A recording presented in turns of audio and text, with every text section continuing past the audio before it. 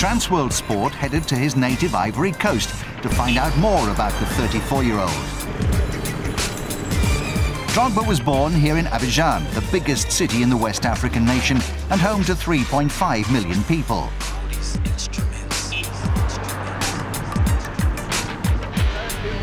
Life for the majority of the city's inhabitants is tough, with many living well below the poverty line. As a youngster, Drogba was sent to live with his relatives in France. I was 6 when I left Ivory Coast. I went to live with my uncle. He was in France. He was a professional football player in France. So I went with him because my dad wanted me to have a better school situation, better chances in life than what we had here in Ivory Coast. Growing up, Didier dreamed of becoming a professional footballer like his uncle. However, his family always stressed that getting a good education was the most important thing in life. Drogba excelled at school and combined his early footballing career with his accountancy studies at university. Numbers is important, I think, in life. So that's why I decided to do that, not only for numbers, but because it was very interesting for me. I liked it when I was young. At the age of 21, Drogba decided to concentrate on football. He signed for French club Le Mans, where he spent 4 years before moving on to Guingamp. In 2003, he got his first big move, signing for Marseille. After impressing in his one and only season at the Stade Vélodrome, Didier then moved to Chelsea in a £24 million deal. As a result of his success at Stamford Bridge, his life has changed forever. There's no pressure because I think so many people would love to be in my situation. And I'm really proud. I'm really proud because I've been both sides. You know, I've been able to walk down the street like normally, and a few years ago things changed. So I've been in both sides. So I know everything, every aspect of the game, if I can call it like this. So I'm just proud. Didier Drogba! Didier Drogba! Didier Drogba! Didier Drogba! Didier Drogba! Drogba is a hero in his homeland and can't walk the streets without being mobbed by fans who simply idolise him. Transworld Sport was in town on the weekend of February's Africa Cup of Nations final between Ivory Coast and Zambia. Captained by Drogba, Ivory Coast were strong favourites to win the match, and there was a carnival atmosphere on the streets of Abidjan as an expectant public prepared to party. When Ivory Coast were awarded an early penalty, Drogba stepped up to take it.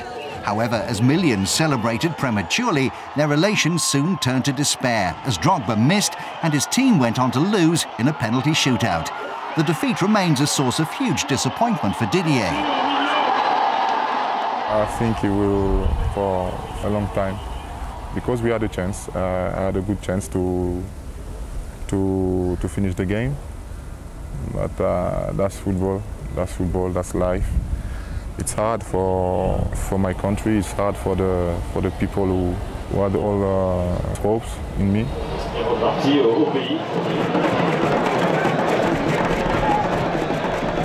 Yet, Drogba and his teammates were far from vilified on their return home, and the country's people praised the team for their efforts.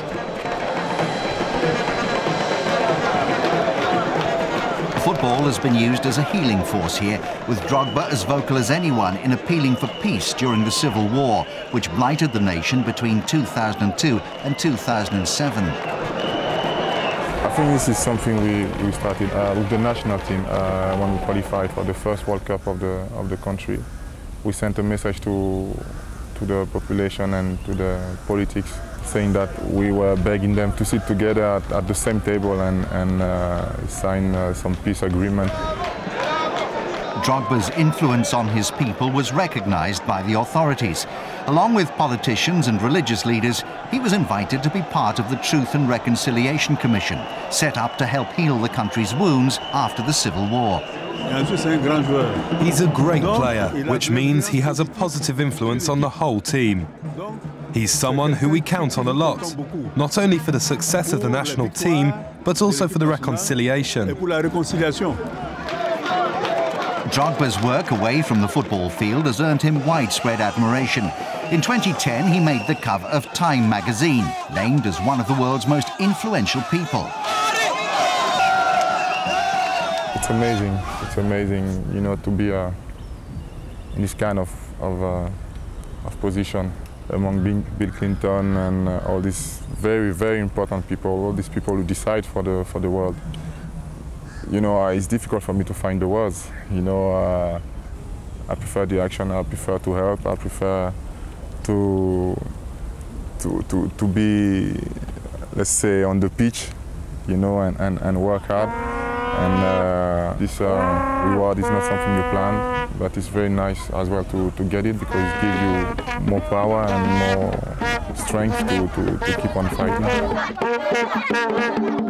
Drogba has used his considerable wealth to positive effect.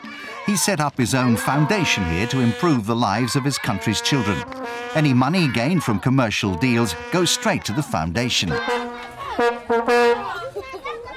Drogba's popularity in his homeland is perhaps at its greatest in a small village 20 minutes from Abidjan, a place simply named Drogba Village.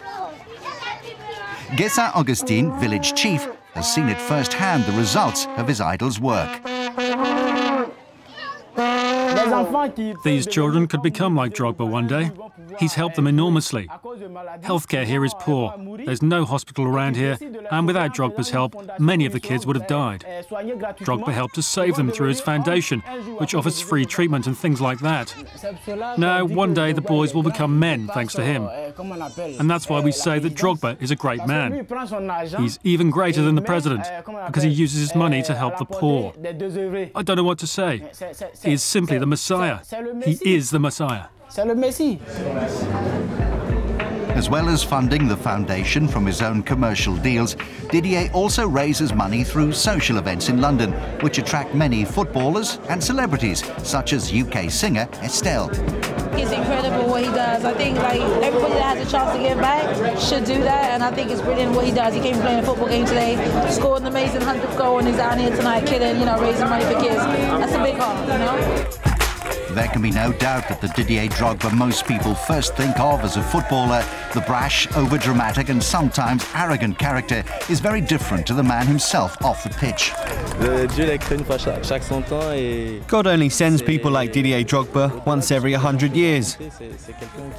Despite what people may say about him, I think he is someone with a good heart. If you think about all the sports stars that we have nowadays in the world of basketball or football, Didier's different. All the money that he gains from advertising with Samsung, with Nike, with Pepsi, he gives that to his foundation. He doesn't touch a penny of it. He just helps the poor people. It's phenomenal, just phenomenal. As we say in French here in Ivory Coast, découragement n'est pas ivoirien, which means that Ivorians never give up. So I never give up. So I will smile again, I smile, and as we say, we will fly again.